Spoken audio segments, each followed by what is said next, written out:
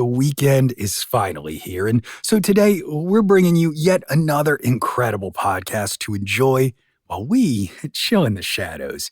It's a show called Vulgar History. And yeah, I know if you're listening to Fear Daily, you don't mind a little cussing here or there. Well, Vulgar History is a feminist women's history podcast that appeals to fans of storytelling shows like The Dollop, Lore, and You Must Remember This, covering tales about con artists, bank robbers, murderers, and even serial killers. But always with the disclaimer that at the end of the day, the biggest villain usually is the patriarchy. Well, this season's theme is how you solve a problem like Marie Antoinette, and host Anne Foster is taking on all the bloody revolutions of the 18th century. So today, I'm going to air one of those episodes for you, which ironically enough includes a guest spot from my friend Gavin Whitehead of the Art of Crime podcast. Of course, as always, if you enjoy the show, make sure you go follow Vulgar History today on your favorite podcasting app. That's Vulgar History. Here we go.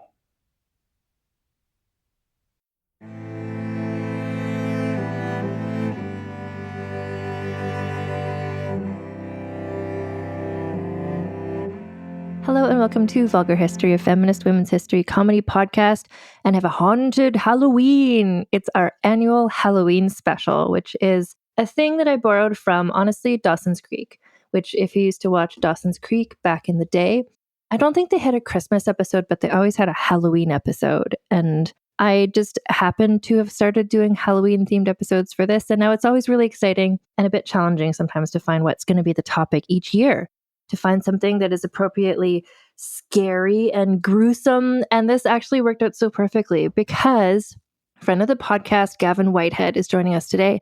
Gavin is the host of The Art of Crime, which is a history podcast about the unlikely collisions between true crime and the arts. Ooh, and if you're listening, do you hear that scary sound of a cat? Hepburn, my cat, is here as well, adding to the Halloween vibes. She's my familiar. Anyway, so Gavin is friend of the podcast. I was on his podcast a bit ago, and he's returning the favor. And so he just did a whole season about Madame Tussauds, who maybe you didn't know was a person, not just a name of international franchise of wax museums. And Madame Tussauds lived literally through the French Revolution. It's exactly the time period we're talking about on the show. So it's still saying in context for this was season 7, the whole Marie Antoinette series, but also the French Revolution. Inherently, there's a lot of heads being chopped off and there's a lot of scary, creepy things going on, a lot of gruesome things. Anyway, it's the perfect guest, perfect topic for this episode. So, I mean, we're going to be talking about Madame Tussauds. So, I mean, like, enjoy if you dare. So, Gavin Whitehead, welcome to Vulgar History. Thank you so much for having me on. I'm so happy to be here. I'm really happy you're here. And it's just such a lovely coincidence that you just finished your season on Madame Tussauds, just as I'm beginning to talk about the French Revolution, and her story is perfect. Yes. Yeah, to segue into that. Happy coincidence. Absolutely. Well, and also just like returning the favor, I was on your show. I know you're on my show. Exactly. So we were just talking before we were recording. So we're talking about Madame Tussauds, who I just want to let people know, like sometimes there's a name that has become so iconic, you kind of don't think that it's a person. And Madame Tussauds, I think, is one of those names just because the museums are so famous. Can you explain what we're going to call her? So we decided before we hit the record button that we would just refer to her as Madame Tussauds, or perhaps Madame T, for the entirety of the episode, just for the sake of simplicity, but also because that's how we know her. That's how we've come to know her. And it just feels right to refer to her by that name. Yeah, like she was not born Madame Tussauds. That is very much her married name. I was just trying to bring up like a little document in front of myself to follow along. And then it's like Madame Tussauds, like everything that comes up when you Google this is just the museums. It's like, no, the person. It's a person. That's right. There was a person. So you did a whole season about Madame Tussauds. Yes, correct. So I am the host and creator of a podcast called The Art of Crime. It's a history podcast about the unlikely collisions between true crime and the arts. Each season is structured around a different theme. So I just wrapped up my third season, which is called Queen of Crime, Madame Tussauds and the Chamber of Horrors. And so the way it works is that each episode kind of tells two stories. Over the course of the entire season, we cover the biography of Madame Tussauds, kicking off in pre-revolutionary France and wrapping up in Victorian London, which is where she finished her life. Each episode covers a chapter of that story. So at the same time, I chronicle the evolution of this exhibit inside the Wax Museum called the Chamber of Horrors. And this is sort of where the true crime component comes in. So the Chamber of Horrors exhibited likenesses of notorious murderers, as well as various macabre relics associated with the French Revolution, which we'll get to in due course.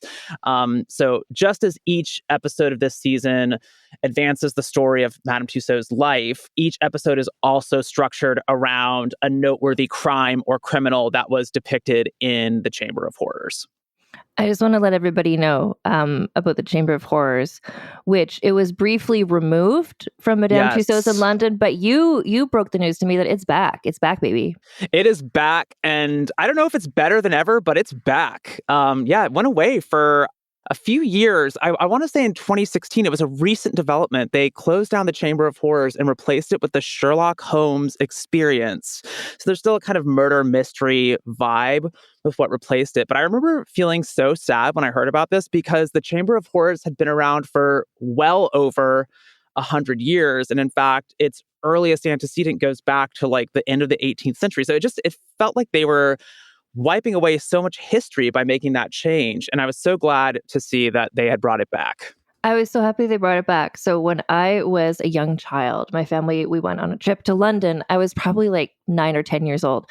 And I don't remember much, but I remember going to Madame Tussauds and I remember going to the Chamber of Horrors. And it like imprinted on me. It was, I remember seeing the Chamber of Horrors and I remember seeing like the torture chambers at the Tower of London. And I was this little kid who was just like, true crime is now my passion.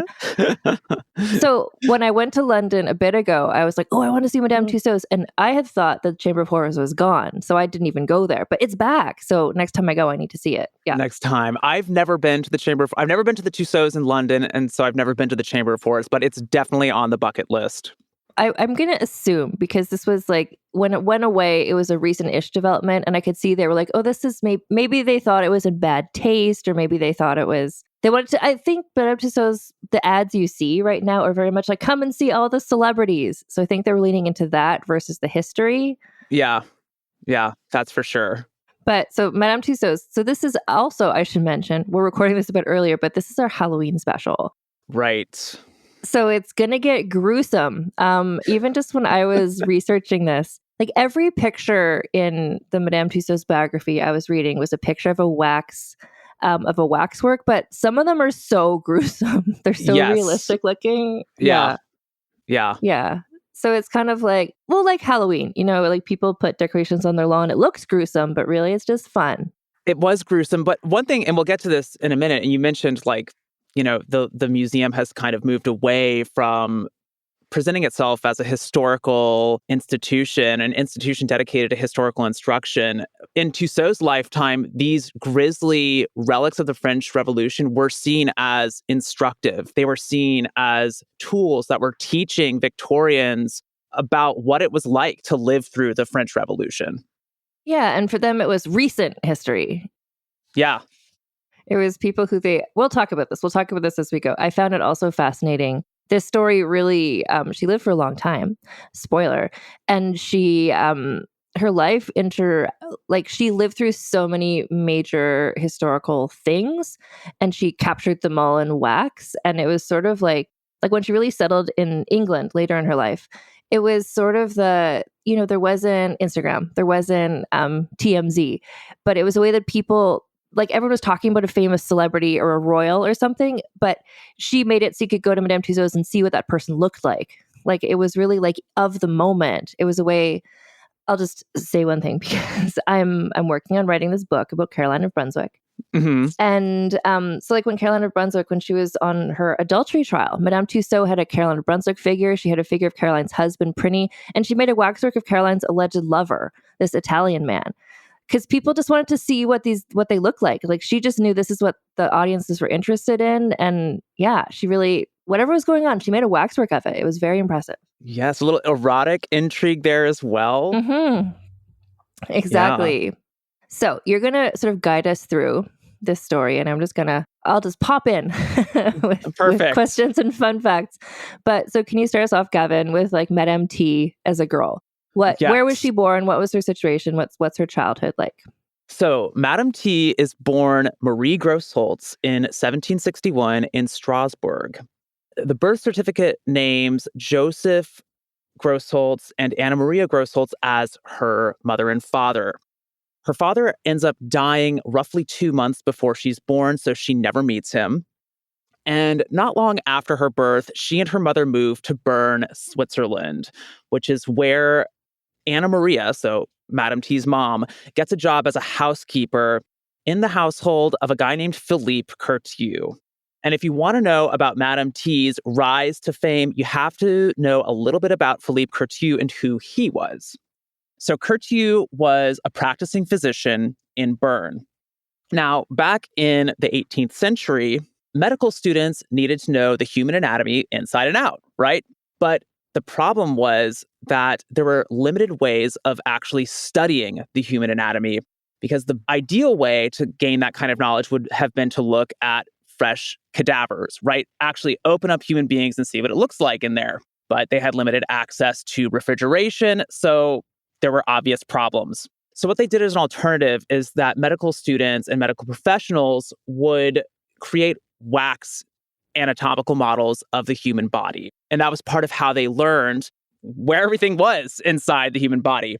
So Philippe Curtieu not only studies anatomical waxes, but he gets really good at making them. And once he realizes that he has this talent as a wax modeler, he starts to branch out. And he starts to make wax portraits of wealthy people in Bern. He also starts to make kind of more erotic wax models, some that were outright pornographic. And he kind of makes a name for himself. And eventually, he comes to the attention of a member of the French royal family, the Prince de Conti. He allegedly visits Curtieu at his home in Bern, Switzerland, lays his eyes on all of his waxworks, and is so impressed that he just pledges his patronage right then and there. He's like, listen, I want to support what you do. This stuff is amazing, but there's a condition. You have to move to Paris.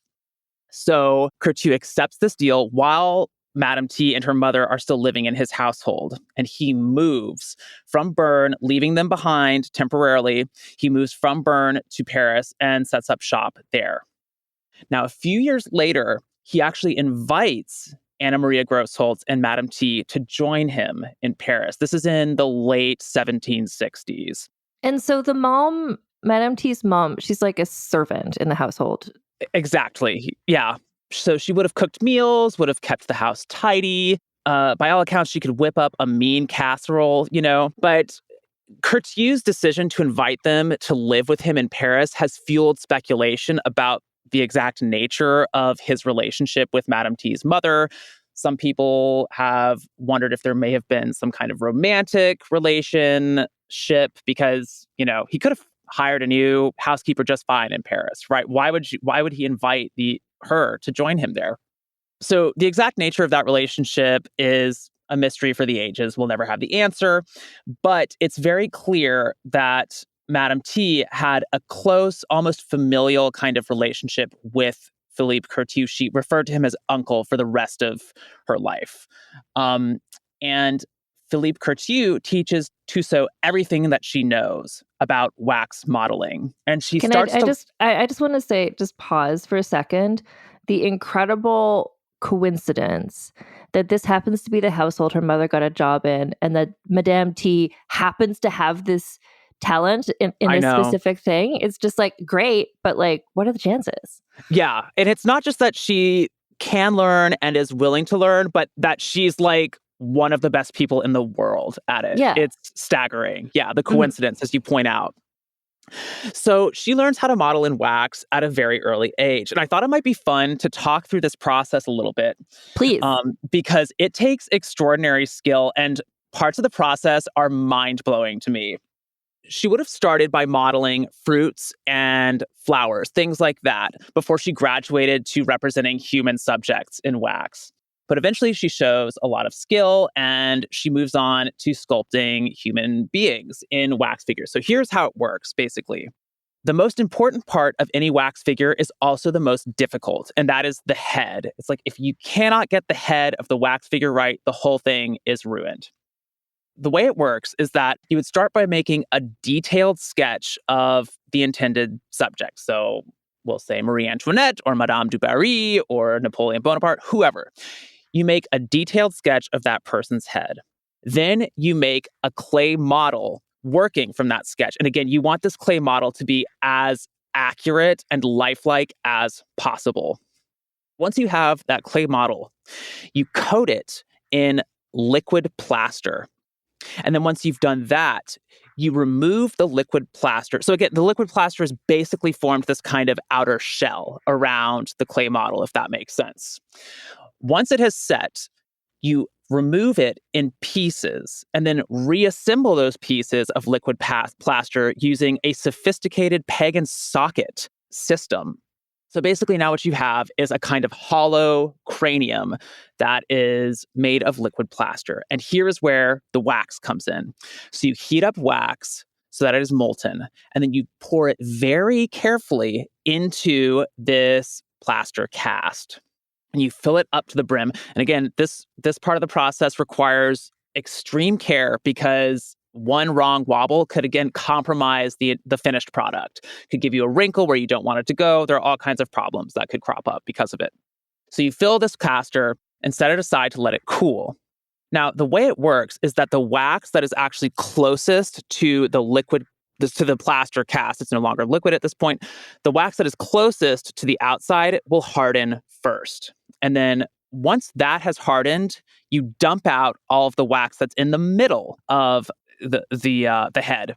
So basically what you're left with is, again, another shell, another outer layer of wax that is basically the outside of the head. It's maybe 2 inches thick, and that is your head. So once you have the head, this is where it gets really interesting. You have to set glass eyeballs in the sockets. So what Madame T would do is she would reach up through the neck of the head and then insert the glass eyeballs from the inside. Again, this takes a lot of care because you don't want a wax figure that looks cross-eyed or squinty or anything like that. And then this is the really crazy part. She would insert human hair 1 strand at a time. We're talking hundreds and hundreds and hundreds of individual strands of hair. Would you care to hazard a guess as to how long this part of the process took to complete? I don't even know. Like 3 months. Okay, it's actually shorter than that, but Okay. it's thank God, but it's still shocking. It's 10 to 14 days. Of just So intensive, just hair. yeah, it would Pudding, take yeah. between, exactly. I mean, think of how mind-numbing that is. It would just drive me crazy to do that. Yes. And when necessary, they would insert real human teeth in the wax figures as well. And so once you had the head, you had the hardest part done. The rest of the figure was really actually not made of wax at this point in history. It was mostly wood and leather. And it was sort of just like a skeleton. It was just there so that you could hang pretty clothes on them. Because as we'll talk about probably later, the costumes of the wax figures were a huge part of the appeal of the Wax Museum. And Philippe Couture and Madame Tussaud collaborated with some of the most august designers of the day. And so you outfitted the wax figure and then you made the hands and then you were done. So that's the process of making wax figures. So you asked about where Madame Tussaud grew up a little bit as a girl. So at this point, she's moved to Paris. And around 1770, Philippe Couture opens up his wax museum, already renowned within Paris, on a street called the Boulevard du Temple, which is kind of at the heart of Paris's entertainment industry. It sounds really awesome. The wax museum is there, and his house is also there. So Madame T and her mother are there. They're working in the wax museum all day long, making wax figures, taking money from customers, making sure the premises is neat and tidy, et cetera, et cetera. And who are the customers? Are they the wealthy elites, or are they just kind of like the everyday people? I think it's a little bit of both. It's definitely geared toward anyone who has time and money to pay to enter the wax museum. But the Boulevard du Temple did combine people from all strata of Parisian society. So you could see courtiers and courtesans, but you could also see lower income people. The street was actually rife with crime. It was known as the Boulevard du Crime. So there was a lot of money floating around in the area, and there was also, some more impoverished people there as well. So I think it would have been a mixture of rich and not so rich patrons at the wax museum at the Boulevard du Temple. Now, they also opened another wax museum at the Palais Royal in 1784 or thereabouts, and that definitely catered to a classier, more upper class clientele. It was called the Salon de Cire. So it was presented as this kind of salon. It's very exclusive, and you had to pay more to get in if you really wanted to inspect all the sculptures. Well, right, because I want to just mention, so we've been slowly, similar to what you did with your Madame Tussauds season, we've been building slowly towards learning more about Marie Antoinette's life eventually. We've talked on the show about like Versailles and kind of the extreme etiquette and stuff that was going on there. So I could see that the very wealthy, noble people were living in their own separate sphere. So now they kind of have their own wax museum that they can go to without having to go to this other boulevard to interact with like the everyday people. Yes. And since you mentioned Versailles, I think it's important to note that the royal family sort of had pride of place at the wax salon, so the kind of more upper crusty salon that was at the Palais Royal. And in a previous episode, you talked about what's called the Grand Couvert, that it's a weekly ritual where people could go to Versailles and watch the royal family eat dinner. That was something that you could do. It's called the Grand Couvert. And I wanted to bring it up because there was actually a tableau of Marie Antoinette, Louis XVI, and assorted other individuals eating dinner as if at Versailles. That was a tableau that Couture introduced at the wax salon in the Palais Royal. I'm just fascinated by the very idea of the Grand Couvert. Anyone could go to see it at Versailles so long as they adhered to the dress code. Men had to wear wigs, and I believe they also had to carry swords with them. But in the event that you walked out of the house without your sword, which has happened to all of us, you leave it at home with your umbrella and you're like, shoot, I'm having a sword fight in the rain. What am I to do now? But if in the event that you walked out without your sword, you could get one at the front door, essentially. Okay. Like those restaurants where they give you like a jacket if you don't have your jacket. Yeah. Exactly. So yeah, you'd go and watch Louis XVI and Marie Antoinette eat. And by all accounts, Marie Antoinette was always kind of like uncomfortable in the public gaze. She hardly ever touched her food. And Louis XVI, by contrast, just kind of chowed down with gusto. He was much more comfortable there. So anyway, if you didn't have the time to make a trip out to Versailles, which could take a few hours, you could go to the wax salon and see the royal family eating in wax. So is this a good time to bring up Madame Tussauds? A lot of what we know about her is she wrote her memoirs. And how truthful are those memoirs? Who knows? But one of the claims that she makes is that she herself went to Versailles and hung out there for a while, which did she or did she not? I don't know. But can you explain like what she claimed she was doing there? Sure. Yeah. So Madame Tussauds claims to have developed a really intense friendship with a member of the royal family named Madame Elizabeth, who was Louis XVI's younger sister. And we do know for a fact that Madame Elizabeth modeled in wax. She made all kinds of religious figures like crucifixes, things like that. And supposedly, they developed this close bond, and Madame Elizabeth invited Tussaud to live at Versailles with her, sort of as a surrogate sister, but also as a teacher, someone who would help her learn how to model in wax. And Tussaud claims to have slept in an adjacent bedchamber, and they were just inseparable. They would rise early in the morning, go horseback riding, do everything together. And she claims to have lived there for 8 years, until about, I think, 1788. So really on the eve of the French Revolution, she claims to have left. And there have been a couple of biographies about Tussaud, and the biographers are sort of divided on this question as to whether Tussaud really spent any time at Versailles. One biographer, Pauline Chapman, takes her at her word, is like, yep, she went to Versailles. But the other two biographers are extremely skeptical about this, and I would say with good reason. Because, if you were paid to empty a chamber pot at Versailles for any extended period of time, there is a record of it somewhere. They really recorded this stuff meticulously. And there is no record of Madame Tussaud in where it should be, where we'd expect to find it. And she claims to have lived there for 8 years.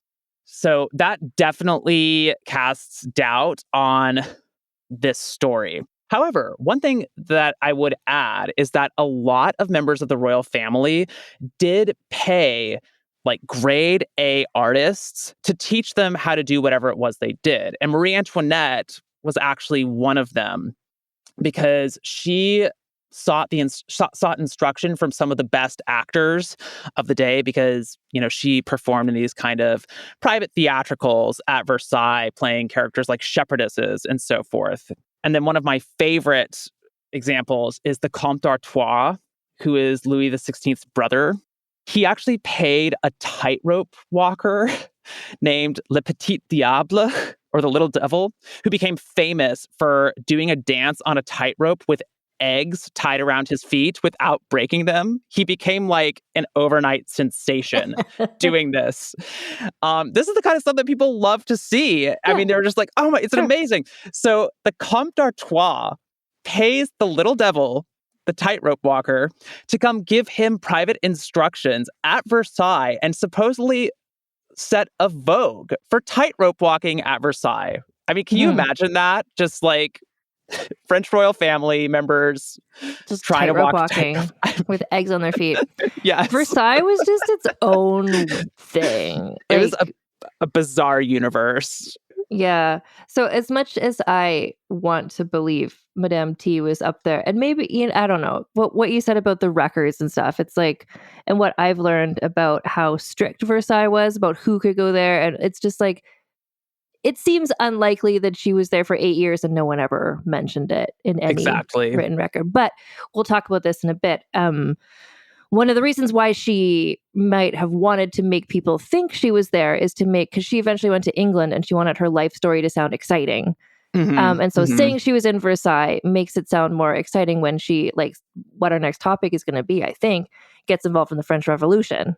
Exactly. I mean, she had won the patronage of the royal family, right? I mean, What greater honor could you hope for? And then just to close the loop, because I forgot to mention this. So we do know that members of the French royal family were paying for instruction from artists. And we do know that Madame Elizabeth modeled in wax. So to my mind, it's possible maybe that Madame Tussaud gave a lesson or two, maybe at Versailles or maybe elsewhere. But yeah, as you say, the claim that she lived there for 8 years just is not to be believed. Yeah, no, but I could totally see that she might have given her a lesson, or and then just sort of exaggerated that later on when she wants to make herself she's a saleswoman. Exactly. She wants to make her life story sound exciting. So I would understand why she would take 1.5 hour she spent with Madame Elizabeth and turn it into I lived in Versailles for 8 years. It's 8 years, somewhere between a half hour and 8 years. Yeah, yes. Somewhere between those two. That is a radical example of rounding up, I have to say. Round up to the closest 8 years. 8 years. Yes.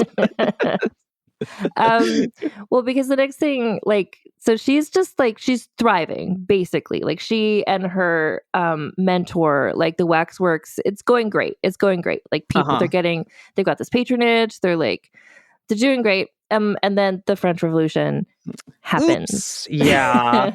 Yeah. Yeah, things get really tricky here.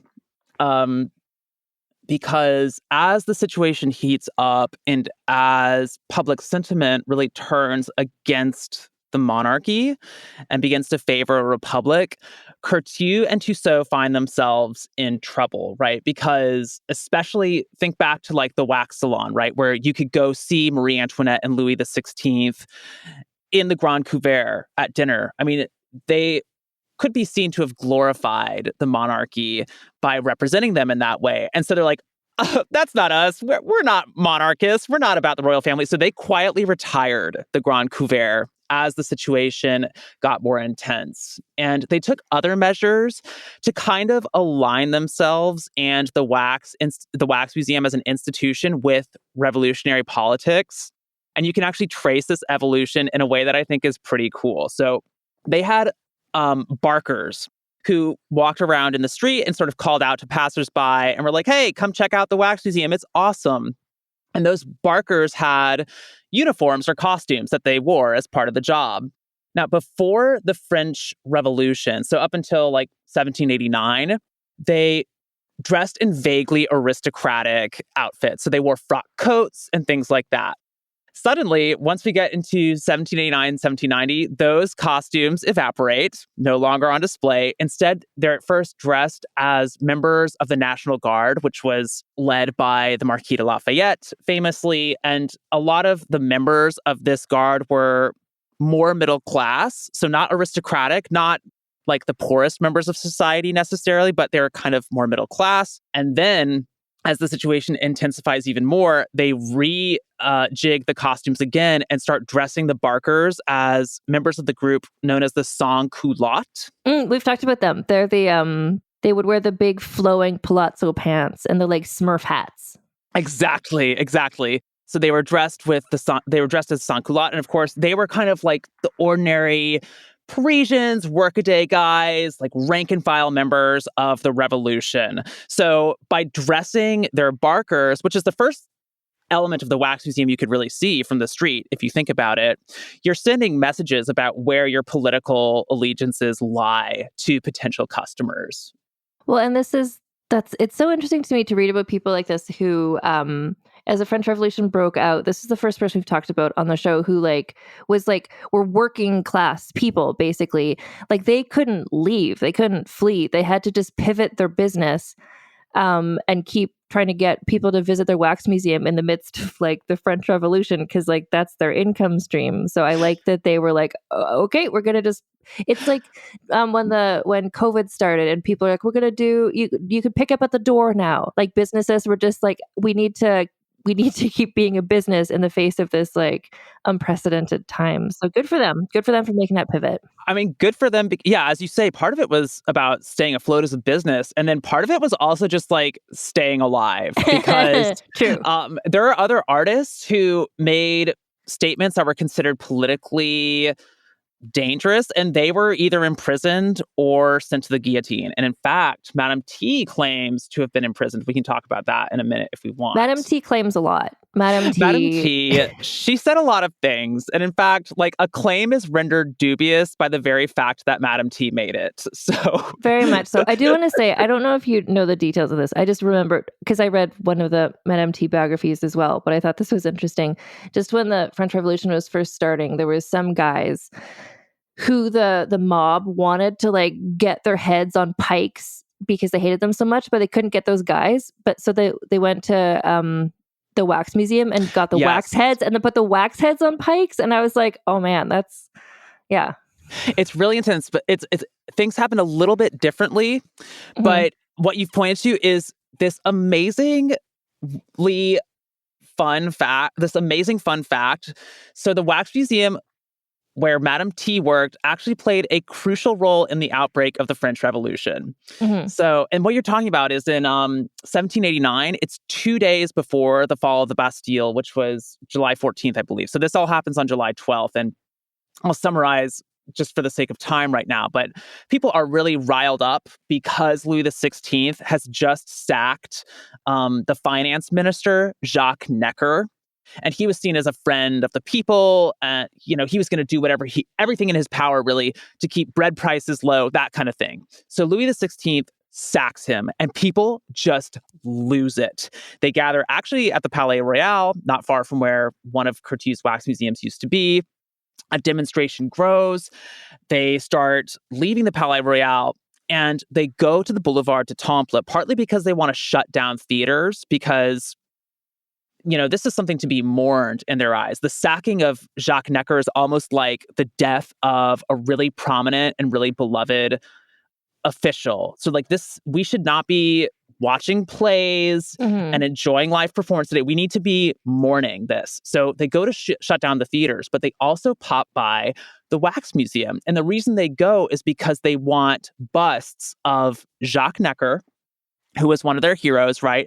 And then the other bust they want is the Duke of Orleans, who owned the Palais Royal. That was kind of his house that he had opened to the public. And he also styled himself as a friend of the people, even though he was a cousin of Louis XVI. So they get their busts because they're heroes to them. And they exactly. So they're not people they want their heads on pikes, but they're like they want to celebrate them. Exactly. So they start marching them through the streets in this really interesting, almost ritualized procession, and things actually turn bloody. So this group comes into contact with a battalion of dragoons in Place Louis XV, and the situation escalates. Stones are thrown, and then the guards open fire on them. And so this actually becomes the first bloody skirmish in Paris of the French Revolution, and these wax busts were a part of it.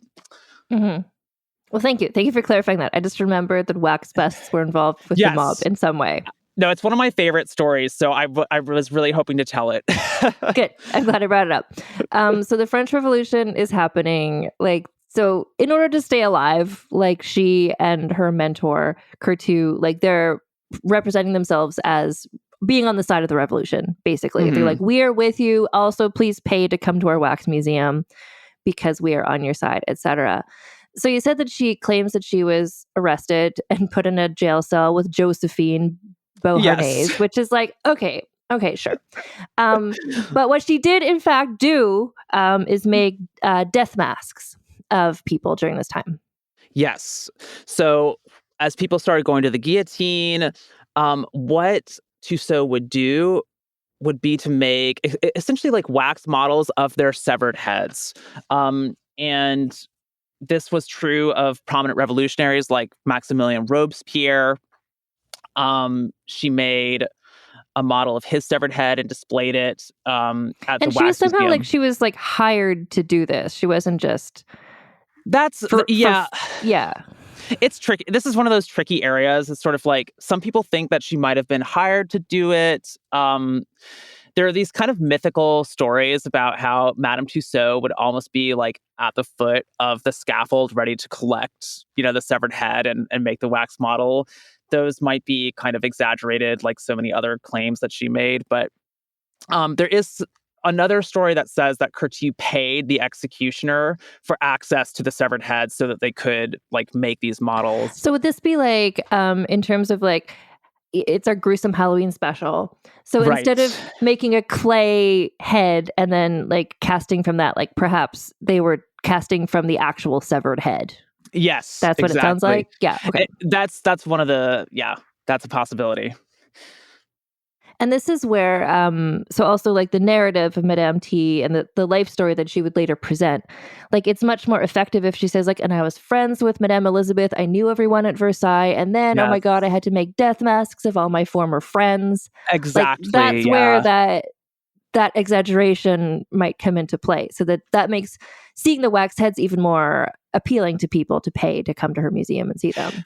Yeah. And also, it also allows her to present herself as kind of a victim, right? These are people that she knew and kind of developed friendships with at Versailles. And, think about it. If she had just been making these wax heads to appeal to morbid curiosity, she could be seen as profiteering basically in this exploitative, immoral way. But it wasn't that. She was friends with these people.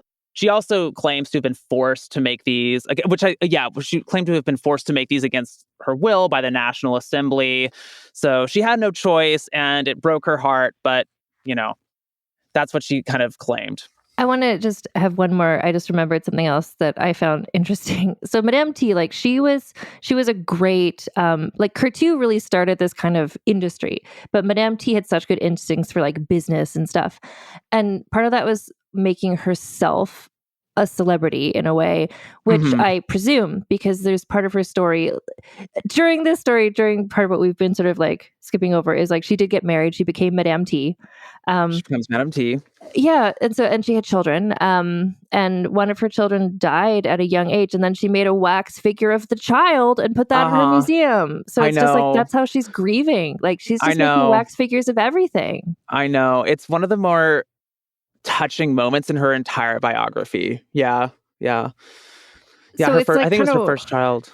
yeah. So just sort of like the line for her between like, and I don't want to. I'm not at all here to cast like ethical or moral aspersions against her, but she was just like Uh-huh. a person making a business. So it's like if she was profiteering from the French Revolution, then like, yeah, because she had to, because she needed Yeah. to stay in business. So for whatever reason, she created these death masks of French Revolution people, which you can still see at Madame Tussauds in London in the Chamber of Horrors.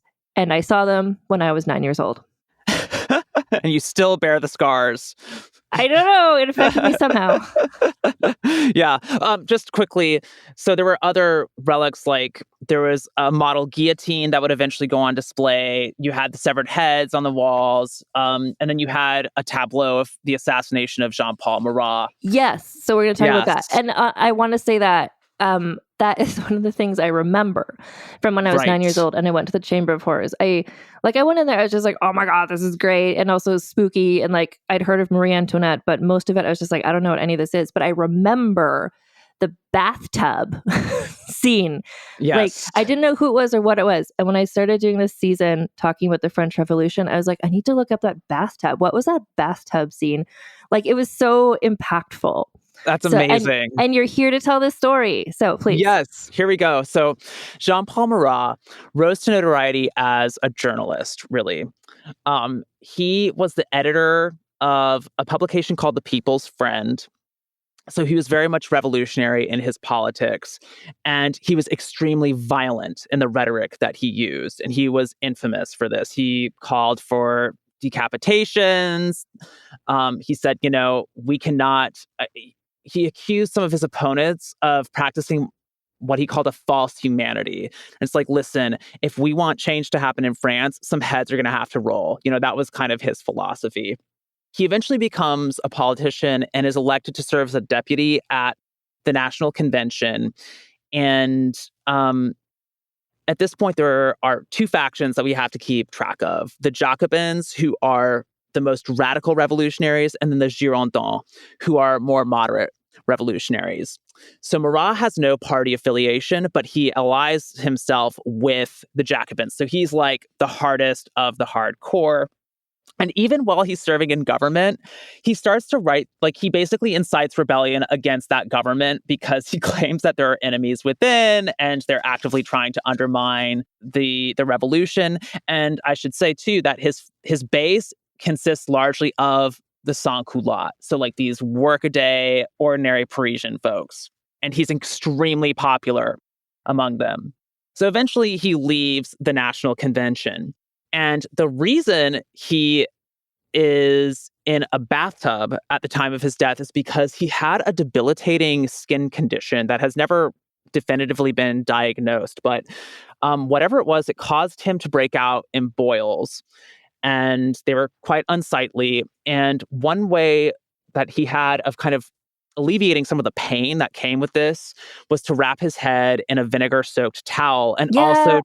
yes. I'm just remembering the bathtub guy had like a turban on. Yes. Exactly. That's Yeah. what he would do. And he would also do a lot of his work in the bathtub because it kind of soothed some of the pain. So Marat is not exactly a beloved figure because of his incendiary rhetoric and calls to violence and all that. And he's particularly hated by the Girondins, who are these moderate revolutionaries, right? So His killer is named Charlotte Corday. She's 24 years old at the time of the assassination, and she comes from a minor aristocratic household, but is actually friendly to the revolution, and she's a Girondin. And that's part of why she takes issue with Marat.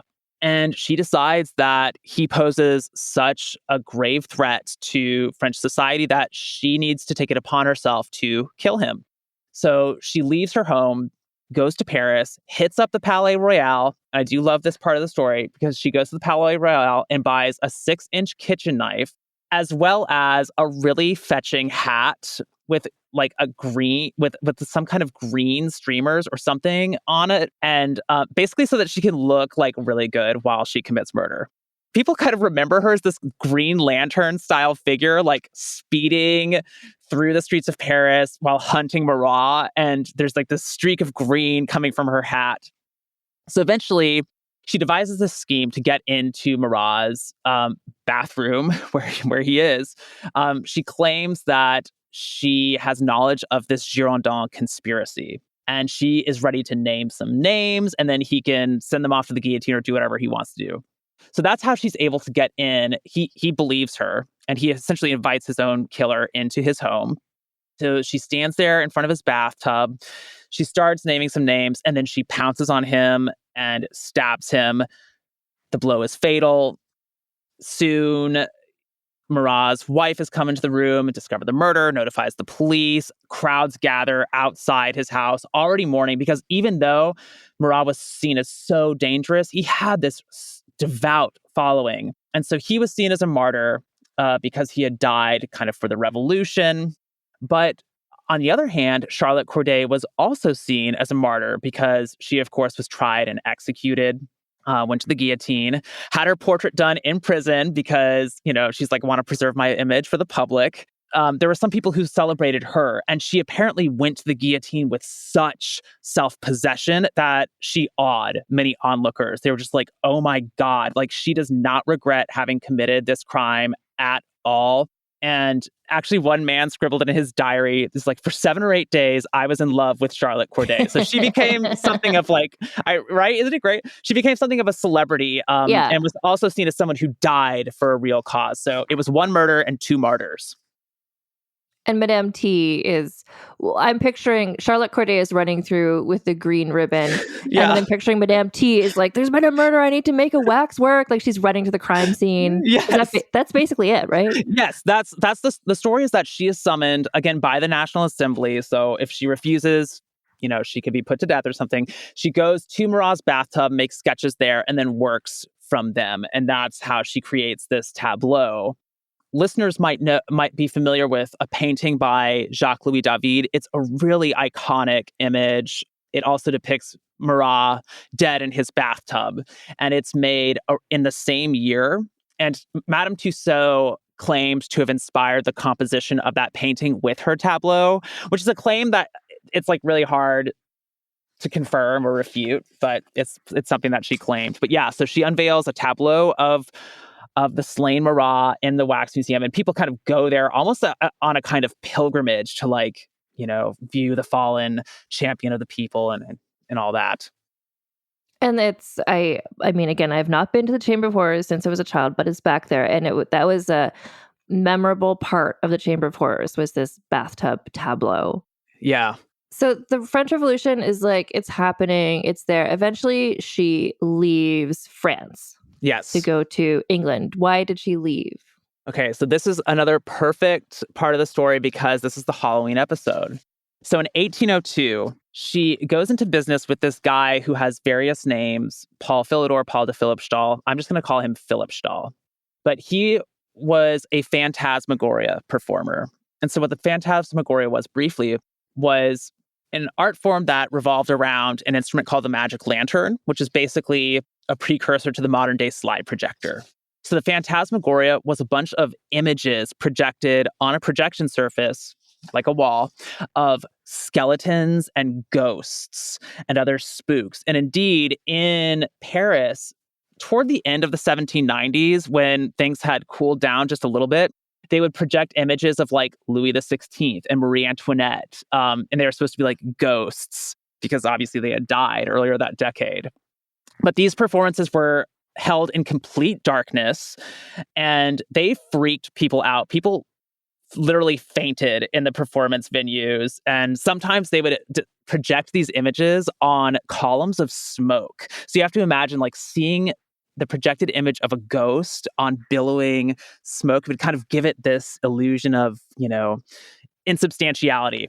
And it's like the late 1700s. Like there's not TV, there's not like people like this is crazy. It's crazy. And Yeah. it's just such a jolt, right? I mean, one thing that I actually love is that, today when we go to see a movie or a play, we watch them in darkness, right? We're used to that. The lights go down. That was not how things were done in the 18th century. So if you went to see a play, you were going to watch it by candlelight, and hundreds of candles had to be lit by someone at that theater.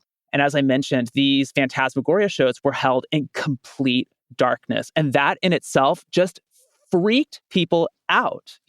And then, of course, you add ghosts on that. And it's basically, precursors to modern horror films, Yeah. right? So this is who Tussaud partners with in 1802. And he offers to go with her to London. And it's a really tough decision for Madame Tussaud because she's lived in Paris for pretty much her entire life. She has two young children. Will they both be able to go with her? Her mother at this point is still around and is quite aged. What will happen to her? Eventually, she decides to leave, and she takes her older son, Joseph, with her and leaves her younger son, Francis, who's 2, behind. And when she leaves, she never sees her husband or her mother again, nor does she ever return to Paris. So she doesn't know it when she's leaving, but she is never going back. So it's just a huge moment in her life. And you have to imagine a decision that she would not have taken lightly. So she moves to London and quickly learns that Philip Stahl is a total snake and a jerk. So he has made a pretty tough bargain with her. She has to cover all the cost of her own transportation. And then on top of that, he is entitled to 50% of all of her earnings, plus whatever he makes, right? Because he has kind of a bankable name in London at this point. And beyond that, Tussaud does not really know a word of English when she moves to the British capital. So she's relying on him to help promote her waxworks, right? He does not do that. There's like not a word to spare about her wax museum in the press. Instead, he's touting his own Phantasmagoria and the automata that he was exhibiting. And then on top of that, they open up shop in a venue called the Lyceum Theater. He takes the ground floor and then he makes Tussaud exhibit her wares in the basement, which I think is just like, it's just not cool. It's not cool. And so life is really hard for Madame T in the British capital. She's living in extreme isolation, can barely say anything in English apart from please and thank you. She's homesick. Her youngest son is still with Francois Tussaud, her husband. Business is not doing well. And then finally, she gets a big break. And again, as you mentioned, she is nothing if not a massively astute businesswoman. She knows, she has her thumb on the pulse of public opinion. A big cause celeb captivates London. It's the execution of a guy named Colonel Marcus Edward Despard, who is a traitor. He was basically found guilty of participating in a conspiracy to assassinate the king. And I go into detail about his life story, which is absolutely fascinating on the podcast. But for now, we'll just say he was a really interesting figure, and his execution was kind of a hot topic. So she makes a figure of him, and then suddenly business booms. Everyone wants to come see what he looked like in real life because he is just the talk of the town. Right. No, it's like what I was saying before. It's the whole sort of like there's not Instagram, there's not tabloids, there's not people want to know like this famous person, what did they look like? Like what did they look like? Exactly. Yeah. And even beyond that, I would say too that part of it is wanting to know what they look like, but also one of the things that I think is so interesting and creepy and slightly off-putting, but also cool about wax figures is that they almost seem alive, right? Like wax figures offer an illusion of proximity to power or fame or wealth, or in the case of people in the Chamber of Horrors, infamy, right? It feels like you're almost in the presence of them because these wax figures have this creepy, uncanny life to them. So yeah, that's a big part of it too. Well, and also I think I read that her mentor, but then also Madame T herself, like people had been doing waxworks before, but what they were really good at was the skin tone. Like they were able to make them look real to an extent that they hadn't really before. Yeah, I think I read that Curtieu had like secret recipes for all these different skin tones. And of course, he transmitted that knowledge to his star people. Yeah, so exactly. So it's like you would go in and like now, like wax museums, what they're doing mostly in Madame Tussauds in London right now. Like there's an ad I saw there and it was like Amy Winehouse and Freddie Mercury and like Harry Uh-huh. Styles. And I'm just like, what is this an ad for? And they're all standing on the tube. And I'm like, oh, it's an ad for Madame Tussauds. Oh, those are the waxworks. Like they look so real. Yes, that Yeah. is it. That's how you know they've pulled it off, right? When you mistake the wax figure for the real live person. That's the ultimate. There are great anecdotes about that in Tussauds biography. And Well, and then also, so I mean, like, we're gonna, like, everyone should listen to your podcast to get into like the full depth and the breadth of Madame T's life. But like, so she hits it big. She's doing well in England. She's got like a touring exhibition. Eventually, she like sets up shop in London herself. Part of what I've been reading about is like she did when Napoleon died. She acquired some of his things so that people could come by and see the waxwork of Napoleon, but also I forget what it was, like his sword or like whatever. Like she had the waxwork so people could see this famous person, but also see their stuff. Like she was getting into kind of like acquiring things, including the clothing of the actual people. One thing I encountered in my research for my book is that after George IV, he had his coronation, he had this incredible long like cape, this like robe that like trailed down behind him when he was going down Westminster Abbey, and she bought the cloak to put on her George IV figure. Like she was showing people so you could see what they look like in real life, but also what their things look like these fabulous wealthy things. yeah, I mean, to your point about Napoleon, by the time she settled down in London toward the end of her career, her museum held the premier collection of Napoleonic relics in the world, which is one of these interesting facts about her museum that just knocked me over. The most famous artifact in there was like the carriage that he had ridden in to escape at the Battle of Waterloo. And you could sit in it, if you were a visitor.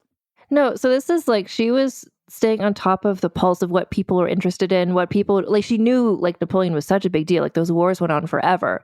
But the people, like whatever she paid to get that carriage, she knew that she would earn so much more of people coming to sit in the carriage. Yeah.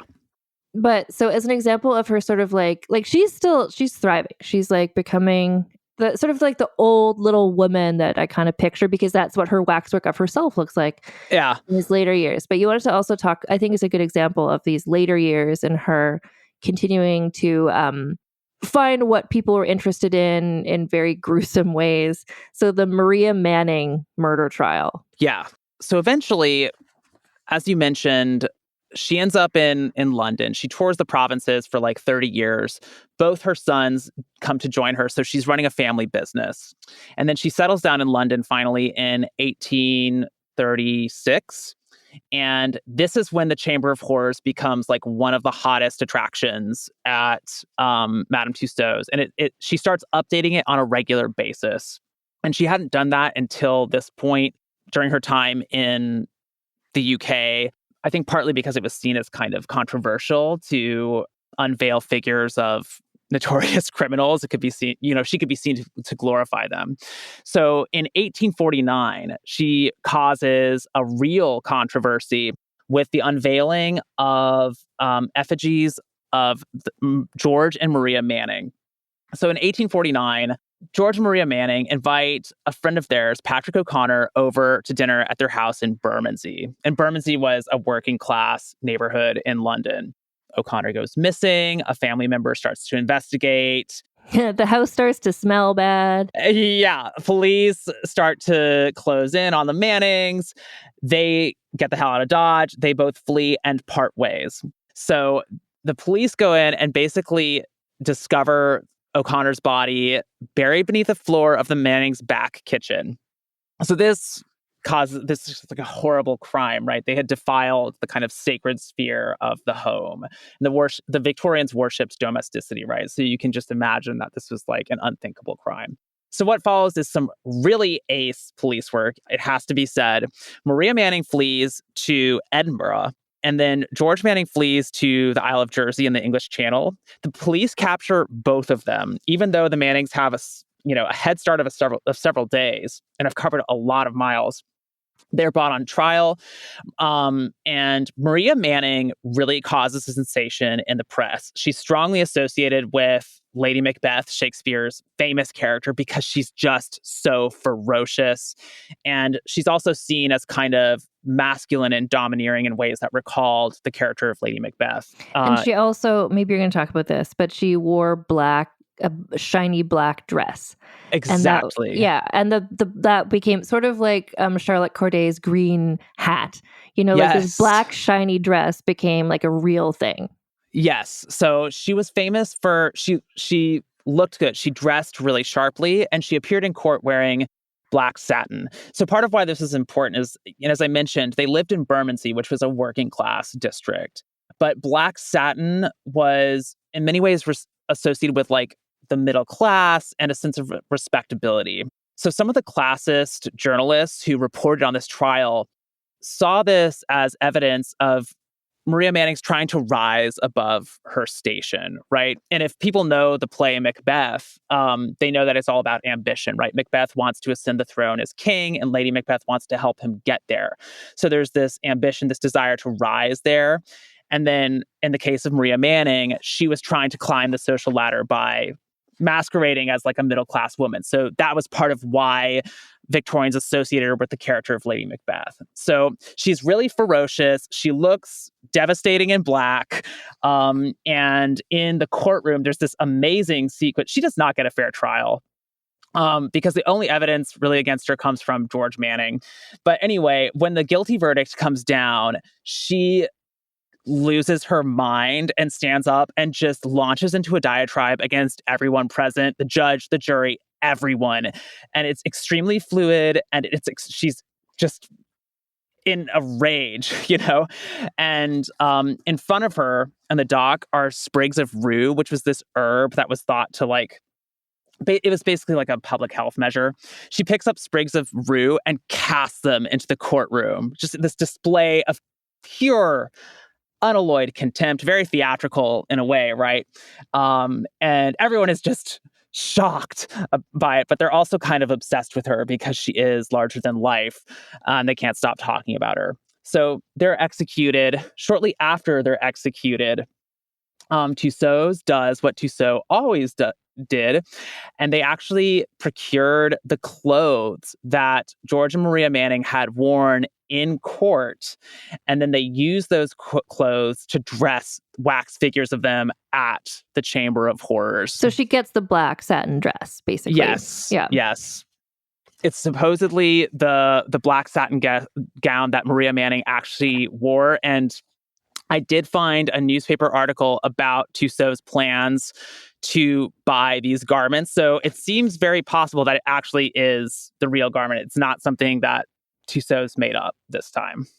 And this causes just an absolute scandal in the press, partly because the effigy of Maria Manning was really beautiful, and she was wearing this black satin gown, and because she was associated with a character like Lady Macbeth, which is like the ultimate star vehicle for Shakespearean actresses, there's also this sense of glamour that kind of went, and this sense of theatrical celebrity almost that went along with the sculpture. So there's one journalist named Douglas Gerald who just lays into Madame Tussauds in the press for kind of glamorizing a murderer by representing her in the Chamber of Horrors. Yeah, and it's interesting because Madame Tussauds, this is what she's always done. She's found what people are interested in, what people would pay money to come and see in the museum. At first it was I guess this was more her mentor, but it was the French royal family. And then it was kind of oh no, now people kind of want to see murders. Okay, this is nothing new for her, but yeah. just the fact that it was so recent, maybe, or it was, yeah. Well, and it's the same as people now. Like, there's discussion about, true crime documentaries and Yeah. stuff. And it's like, is this exploiting people? Is this, it's a similar conversation, I guess. But for Madame Tussauds, it's like, well, this is what she's always done. This is nothing new. She's just giving the people what they want, and she has her mind on her money and her money on her mind. It's like, it's going to sell tickets. People will, what's funny is you had to pay an extra 6 pence to go into the Chamber of Horrors. Yeah. So of course she wants to keep that updated, right? Because she wants those 6 pence. Well, and also I think, like, at this point, I'm not sure what year we're in, but this is like, we're in the Victorian era. Like, she, like, there's still an interest, I'm sure, in seeing like Marie Antoinette's death mask and like the bathtub scene and stuff. But like, that's old news. Like, people want to know, people are visiting the Wax Museum who weren't born when that all happened. Like, they want things that are relevant to them. Yeah. Well, there's a combination. So the tableau is still around in the Chamber of Horrors, and the Chamber of Horrors itself is actually kind of modeled on a courtroom at the Old Bailey. So all of the criminal likenesses are in what is called the dock. So it's meant to look like a courtroom dock, except it's like oversized. So there's a bit there, but so there are these relics of the French Revolution, which is part of why Tussauds could be like, this isn't exploitative trash. Like, this is historical instruction. And look at Maria Manning, So yeah, there's a mingling of like of history as well as current events, and like basically what we would think of as true crime culture today, like you said, with documentaries.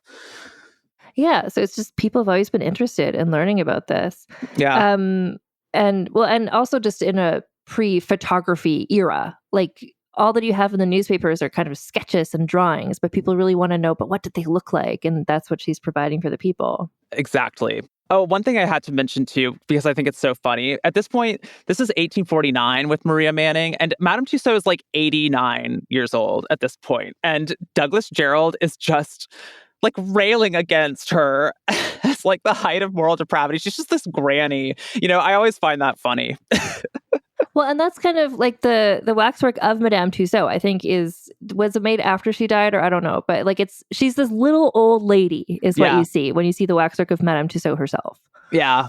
So she had various waxworks of herself throughout her career, and part of that was just as a way of showing how good she was at wax modeling, right? Because she was always there to greet customers when they entered, but they could also compare her to the wax model of her. And it was stunningly lifelike, stunningly accurate.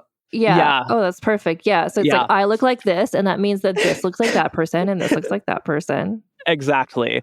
And there are all these wonderful anecdotes about people mistaking, the wax figure of Tussauds for the real woman. And so. Well, even today, sometimes you see a picture like Madame Tussauds unveils a new figure of, whatever, like Zendaya. And there's a picture of like Zendaya, and there's a picture of the wax figure. And you can usually tell which is the wax figure, but not always. Not always. Yeah. Sometimes they're really good. Yeah. Just the angle, the photography. Yes, they are really good. Sometimes they're bad, but they're usually the Tussauds ones are usually good. Yes. There are other wax museums, but so she died shortly after this. Like, so 1850 is what I'm seeing is when she died. Yes, that's right. In fact, Douglas Jerrold is pretty much railing against her in the press until like her dying day. Yeah. I think he finally pipes down as soon as she dies, and he's like, okay, maybe this is in bad taste. Yeah, maybe too, yeah.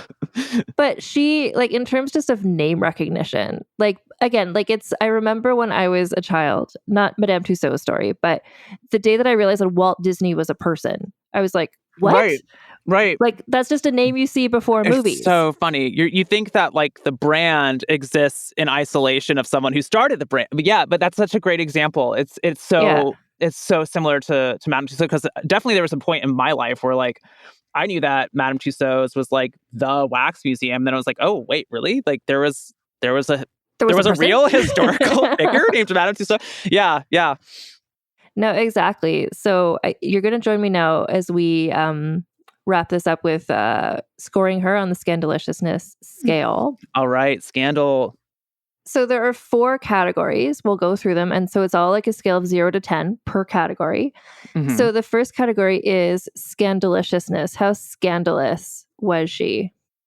How scandalous was Madame Tussauds? I feel like she has to come in like the low to middle range in this one and primarily because of the Chamber of Horrors. Because there were actually a lot of detractors who considered it immoral to represent notorious murderers in public and then ask people to pay to see them. So Mhm. I don't know. I would say like 3 or Yeah, that's 4. that's kind of where like it's tricky because there were people who were scandalized by what she did, but there was even more people who paid their sixpence and went to see it. Right, Like she right. was the stuff she was doing culturally, society was like on board for it Was on in board. general. Yeah, Yeah. but there were those detractors. So I think a 3 is definitely fair. 3. But otherwise, Yeah. as a person, she was like married, she had children. Like there was never any scandal about her personal life. I don't think. Yeah, I mean, well, one thing that's interesting, yeah, I don't think it wasn't really scandalous. Yeah, Yeah. I don't know of anything too scandalous about her. Maybe you could talk about, like, the degree to which she just lied about her biography. But I don't know, just, like, all the things she made up, but I don't know if anyone was scandalized by No, that. I think Yeah. everyone just kind of thought that was funny. Yeah. Um, the next category is her scheminess, and this is like not just like literal schemes, like haha, I'm making a scheme, but just like having a plan, having a strategy, always thinking 10 steps ahead. And I think this is where she's going to get a good score because she Okay. like created this industry. Yeah. I mean, I think Yeah. she has to be. I mean, one thing that we didn't get into, but today, like Madame Tussauds is an international tourist destination in London, right? It already had that reputation in her lifetime. I mean, she was like an institution by the time she Mhm. died. So she was just this amazing businesswoman. She knew exactly what people wanted and she kept giving it to them. And whenever she, you know, made profit at the wax museum, she turned around and invested that money right back into the wax museum so that she can make it bigger, better, newer, etc., to keep the people coming back. So I think I don't know. I don't know what a 10 is, but I feel like she's got to be like pretty close to a 10. She was also a I'm woman who owned her own business at this point in history, which was very rare. Well, I'm Um, happy. I'm happy with the 10, and I think especially everything you just said, and also the part where you were talking about she came to London. She was screwed over by this phantasmagoria guy. She didn't speak English. She was stuck in the basement, and right. she schemed her way out of that to Yes. become the person. Like Sh- everything was like not everything was against her, but a lot was against her. Being like not speaking the language, being a woman. Like, what are waxworks? Like, how do you? They're weird. It's a niche. It's always been a bit of a niche art form. But Yeah. she makes waxworks that everybody wants to see. I mean, what? Well, no, exactly. And that's the thing. And that's where like so Custis, her mentor, like he was like, "Oh, it's the French royal family, it's whatever." And then she's like, "You know who it's going to be? Murderers, dead That's right. people." Like she made that pivot that really made it so popular. And it was one of the things I remember reading in that biography was that she made it was one of the first museums that was really like you were saying it's like approachable to just everybody. Like it wasn't because there were museums that had in London that had been sort of like for Right. more Hmm. highbrow people, but this is like before the V&A, the Victoria and Albert Museum, like before there were other Exactly. museums intended to like educate the lower classes. Like she Hmm. was creating Hmm. this experience to and also just the almost the invention of that sort of true crime celebrity thing. Like that's getting into the next category, which is significance. But I do think Yeah. scheminess is 10. But that's Scheminess, our next 10. definitely. Yeah. But the significance. So where would you score her for that? Again, I mean, has to be like 9 or 10 because she was Madame Tussauds was a wax modeler in like the 19th century. And now, like, she has given birth essentially to an international entertainment empire. Like everybody knows her name. She's a wax modeler. And yeah, I mean it's global. The business is global in scale. And I don't know. I think it you'd be hard pressed to find many artists from the 19th century who have that kind of name recognition today, where everybody knows who they are, even if they don't realize that there was a real historical Madame Tussauds, they know there's a wax museum. And so they're not surprised to learn that, hey, there was a wax modeler named Madame Tussauds. So I would have to go with like 9 or 10. I think I'm going to go with a 10 for this as well. I think just the name recognition, just among like the average everyday people who don't know the names of maybe any artists, but Madame Tussauds is just like, you just kind of know that brand, like Walt Disney. But then also just what she did to popularize this sort of like celebrity culture, but also to sort of democratize it. Like, so if you can walk up and see a wax effigy of the king, then like that takes away a bit of the grandeur of it. It takes away a bit of sort of the mystery of it. And so it's sort of like flattening out class structure in some ways, like it's a radical thing to do in that way. Yeah, I think she definitely deserves some credit for that. I think, what she was doing too was like instructive and artistic. Like there's a National Portrait Gallery in London. We have a National Portrait Gallery in Washington, D.C. as well. And these are considered important cultural institutions because they show you what people used to look like. Mm-hmm. And that's something similar to what Madame Tussauds was doing, because she had Napoleon and criminals and all that, but she also had like Henry VIII and Mary Queen of Scots and Elizabeth. And, so I think there was a historical... I do think there's an argument to be made that she was imparting historical instruction to people as well. And she had found a really effective and interesting way to do that. And it was really effective. Like, I remember the Chamber of Horrors from when I went there when I was a child. And I also remember at that time, it's not there anymore, but there was the Henry VIII and his 6 wives wax figures. And I remember those so strong, and seeing them, because I was like a kid who was into like Henry VIII and his 6 wives. But seeing the wax figures, it's a different thing to see, like, oh, that's what they would have looked like. Like, it's interesting. Yeah. Yeah, it does. It helps you imagine the past, in a small yet meaningful way. Yeah, as like a real place. Like, people aren't just a head and shoulders in a painting. It's like, oh, that's a person. Like, that's how tall maybe they were. And, yeah. Mm-hmm. The final category is the, I call it the sexism bonus. And this is where we give bonus points. So like a 10 on the sexism bonus would be like somebody who was, trapped by their husband in a tower for 25 years because she sneezed too loudly once. Okay. Right. Like how much did sexism hold her back? And I don't know if it did much. I'm sure it did to some extent, but I think not much. I think she's almost the polar opposite of the damsel trapped in the tower for sneezing too loud. I think one thing that I did want to highlight is that when she married Francois Tussauds, she actually negotiated a prenuptial agreement that allowed her to retain control of her business, which was extremely uncommon for women at this time. They were often expected to like cede all of their assets to her husband. And then once she leaves Paris, there's actually this pretty devastating letter where she's just like, Francois, I'm not coming home. Like, I don't want to see you again, basically. She's like, this is my jam. I'm going to keep doing my jam and like, see you again, never, smell you later, that kind of thing. And, it becomes her business and she enjoys, there are not many women like her at this point in history who were the sole proprietors of a business, and not just a business, but one that became so massive. So yeah, I don't know. I don't think she was ever held. She might have had some sexism with Philip Stahl, her business partner that brought her to London. She had a hell of a time buying her way out of that contract. But yeah, I think she achieved what so many women could not achieve in her day. So I think in that regard, maybe is it 1 or 0? Can you get a 0 or 1? What's the lowest again? You could get a 0, but I'm going to give her a 1. I would say like 1. Because of the Phantasmagoria guy. Yeah, I mean, I think that's fair. Yeah. So then this gives her a total score of 24. And I like to sort of see, where does she fall? Put her up against other people. I know you've heard my episode about Rochelle, the actress. Yes. Rochelle has a 26. Oh, she has a 26. Wow. Okay. Madame T has a 24. So that's her neighborhood. Good. If she's like hanging out with Rochelle, I'm more than happy about that. And actually, when this comes out, the episode will have aired. But I did a rare episode about a man in history. We did a 2-parter about the Marquis de Lafayette.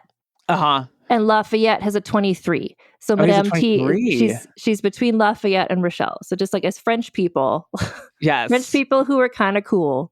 Yeah. Yeah. That's her neighborhood. That's awesome. I'm super happy with that. I mean, if she's kicking it, she's like, having a salon with Marquis de Lafayette and Rochelle. I think she'd be Yeah. living her best waxen life. Yeah, I don't know if she ever made a wax figure of Rochelle, but I can't imagine she didn't. Rochelle was so famous. She probably was. I think she was a little.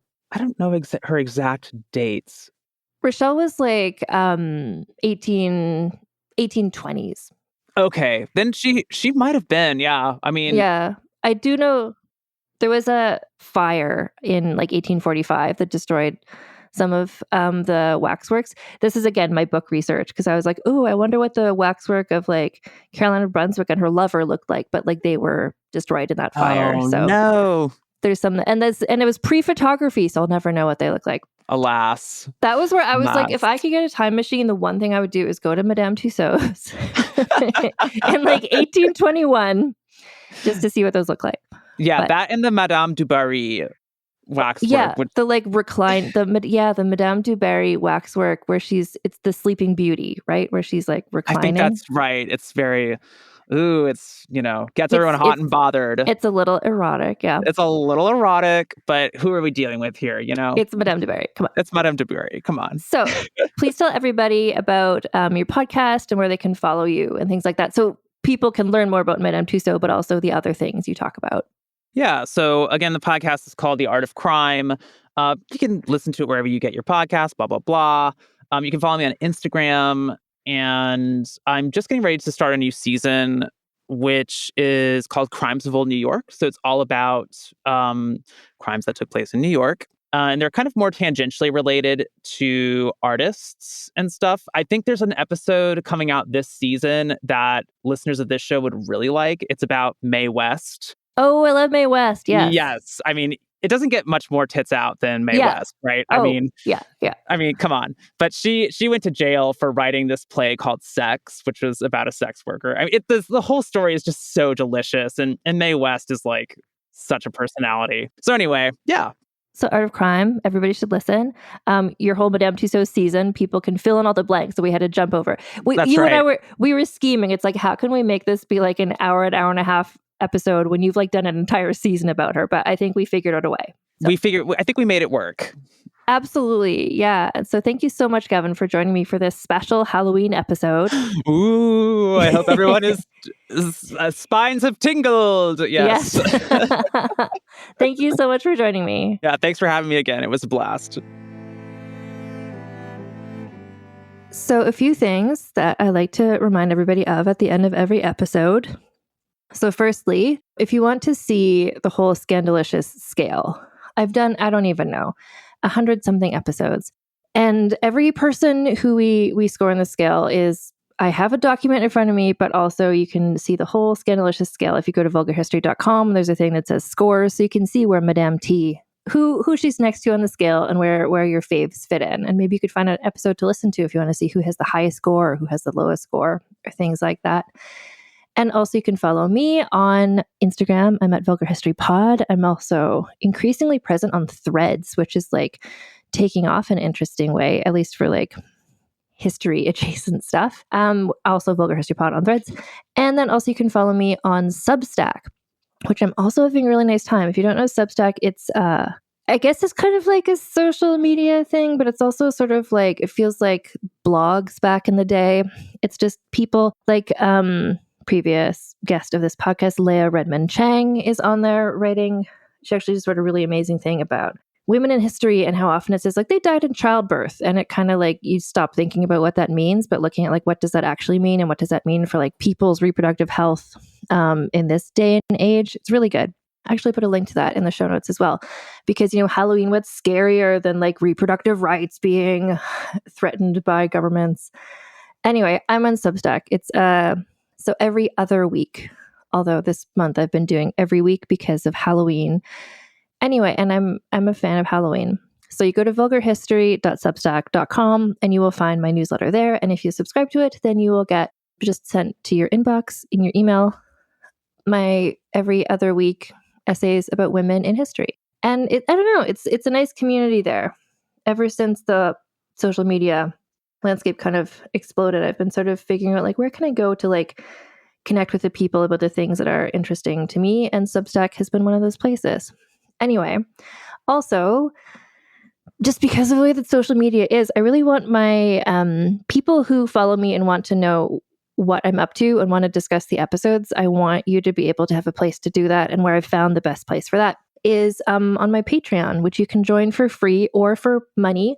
Either way, you can keep up to date with what's going on there on the Patreon. So to do that, you go to patreon.com/AnnFosterWriter and you just join. And then what happens there is whenever I post something, depending on if you're a free member, let's say, then you'll get a message whenever I post something new. There's also a chat there that everybody can join to talk to other members of the Tits Out Brigade. And also for all the free members, I've been posting bonus podcasts of just updates from me. You may or may not know. If you're a new listener, you may not know. Other listeners, you very much know that all this year I've been working on writing a book about Caroline of Brunswick, and I wanted to talk about it. So I've been posting some book updates there on Patreon for free. It's called Anne is Writing a Book. They're all like 30-minute episodes. Friend of the podcast, Allison Epstein, was on one of them because I was really mad about how much Napoleon is showing up in my book. And so Allison was there for me through that. Anyway, patreon.com/AnnFosterWriter. You can join for free to get all those things. If you join for $1 or more a month, you get early ad-free access to episodes of this podcast. And if you join for $5 or more a month, you get the early ad-free access. You get all the stuff that free people get. And you also get bonus episodes of Vulgar Peace Theater, which we will be making new episodes of hopefully later this year. Hopefully calendar year 2024. Stay tuned. The three of us, it's me, friend of the podcast, Lana Johnson, friend of the podcast, Allison Epstein. We're all very busy at the moment, but hopefully we'll be able to get some more of those recorded. But if you haven't listened to them, there's a whole backlog of these movie discussion podcasts where we talk about costume dramas. And also, if you join at the $5 or more a month, you get access to our Discord, which is kind of a more in-depth chat with like different channels. Like there's a channel where we can talk about this season of Survivor, and there's a channel where people share pictures of their beautiful pets. I also post spoilers there, and just like it's a place for the Tits Up Brigade to all chit chat and get to know each other. So anyway, that's all going on there. I also have a brand partner, Common Era Jewelry, which is a women-owned small business that makes beautiful jewelry, heirloom pieces inspired by women from history. So there's so much overlap between what Tori, the owner, what she has chosen to put on her pieces and what we've talked about on the podcast. She has a whole series or a collection of pieces that are called difficult women, which are like women in history who have been described as difficult. And I love that phrase. I love that concept. That's actually on my Substack. I've been calling my series there Difficult Women as well. So there's people there we've talked about on the podcast. Anne Boleyn is there, Hatshepsut is there, Agrippina, Cleopatra, Boudica, and then also women from mythology, and then also sort of like talismans. She's just put out one that's about reproductive stuff from classical history. Anyway, they're beautiful pieces.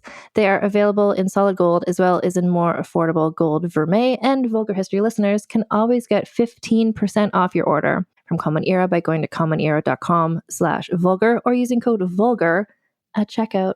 And if you want to get some Vulgar History merchandise, we've got that too, including the new amazing design. So most of you are hearing this, it's the day before Halloween. So there might not be time to like get something from the merch store to be your Halloween costume. But if you wanted your Halloween costume to be like the scariest thing of all, someone who writes a bad review of this podcast, you can, or someone about whom a person would write a bad review, I guess. Friend of the podcast and one of the artists I've collaborated with a bunch, Siobhan Gallagher, made a beautiful new design that says poorly researched, which is an insult that people like to say about me on Apple podcast reviews sometimes. So if you walk around wearing a shirt that says poorly researched and there's like a lip print on it, it's kind of Sabrina Carpenter coded. Anyway, that'll be scary to incels, basically. So, you know, that's the thing you could get. And also other beautiful things available at the merch store. So there's 2 merch stores. I know that's a bit much, but that's what's going on. If you're in the US, go to vulgarhistory.com/store, and that takes you to our T Public store. And if you're outside the US, the shipping is a lot better if you go to vulgarhistory.redbubble.com. And if you want to get in touch with me, of course you can. If you have thoughts, feedback, feelings, emotions, compliments, suggestions, you can get in touch with me by going to vulgarhistory.com, where there's a little link there that says contact me. And then you'll contact me and let me know your thoughts and feelings. And I hope everyone has like a wonderful and haunted Halloween, if that's your vibe. Next week, we're still in it. We're still in this French Revolutionary era. We're going to be talking about, I don't want to be too spoilery, but I will say we're going to be talking about another artist, someone who is less commercialized than Madame T. But anyway, until next time, my friends, keep your pants on and your tits out. Vulgar History is researched, written, and hosted by Anne Foster. That's me. The editor is Christina Lumagi. Theme music is by the Severn Duo. The Vulgar History show image is by Deborah Wong. Transcripts are written by Aveline Malik. Find transcripts of recent episodes at vulgarhistory.com.